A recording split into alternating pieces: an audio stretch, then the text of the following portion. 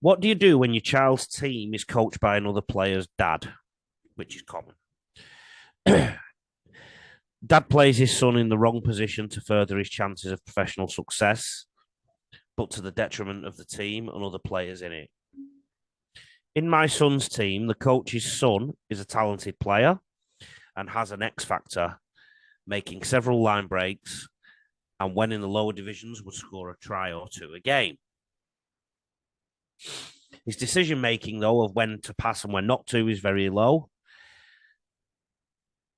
But his dad plays him at 6 on the right side of the field.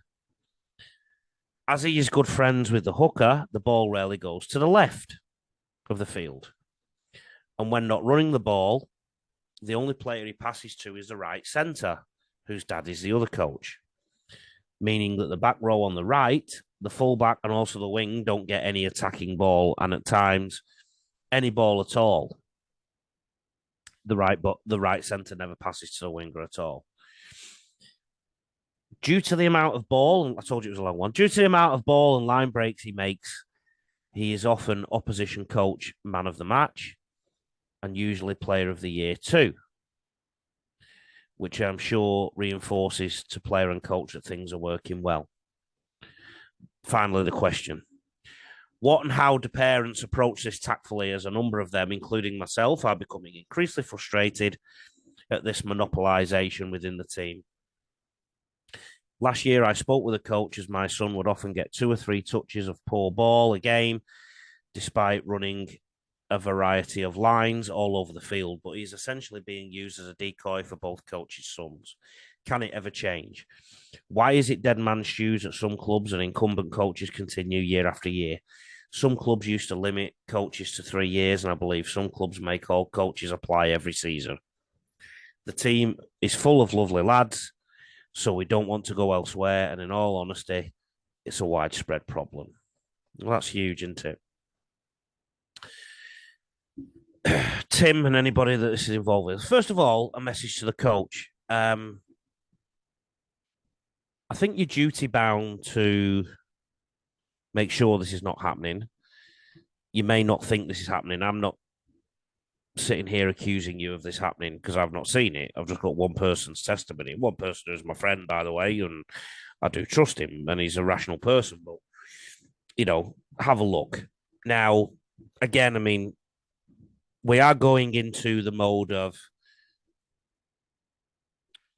performance sport versus recreational sport. I think when you're at a club where you are trying to enjoy yourself, you're not going to enjoy yourself if you're not participating. So that helps the tactful conversation. What you've clearly got here is a clash between performance and just participating, because by the sounds of it, a lot of people aren't participating based on what you say, Tim. So the angle to take is that it's a club that does have a duty to be there for all players, not just the elite. And it links back to the anonymous question earlier, the coach that has got 26 players and only 17 spots available. Those parents are disgruntled and let the coach know you can possibly do the same, but you've got to convince him, and somebody's got to convince him on the committee that it's a community club and therefore there is a duty to help everybody out in that community club. Back to the coach, and I'm not accusing you of anything, mate, right? And you may not even know it's going on. This might be helping your team win and whatnot. What you do with your son is your business. But when you're the coach, you got other people to consider. And it's such an age-old problem, this. Such an age-old problem, the amount of players that don't pass to certain players and etc., etc. The coach has got to fix it. It's that simple. But I think the angle to go, guys, is it's a community club, not just there for performance. So, yes, people want to perform, people want to get further in the game. And apparently, this kid is on scholarship at a professional club. Wouldn't it be nice if some of his mates went along with him too to that professional club?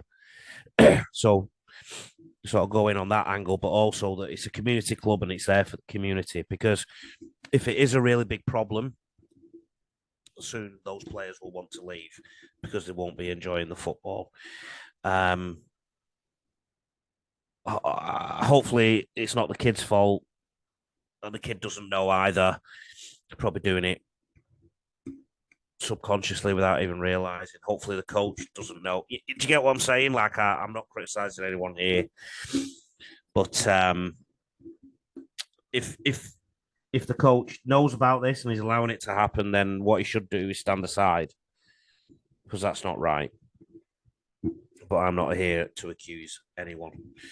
Quite a few questions there, weren't they? Including the long one at the end. And hopefully you've enjoyed this as a podcast because we've had some football talk. Now, like I said, I'm a little bit off colour, so if I wasn't quite my sparky self, you know why. But if you want to get those questions in, admin at rugbyleaguecoach.com.au, Instagram, Facebook, YouTube, and TikTok is at Rugby League Coach on socials and at RL Coach on the net on X. I keep forgetting YouTube, don't I? Go on YouTube and have a look at all the free content on there. Go on the coach playlist and the player playlists and S&C playlists. You've been listening to Lee Addison, the Rugby League Coach, episode 12. Hopefully I'll see you next week if I'm still alive. Take care.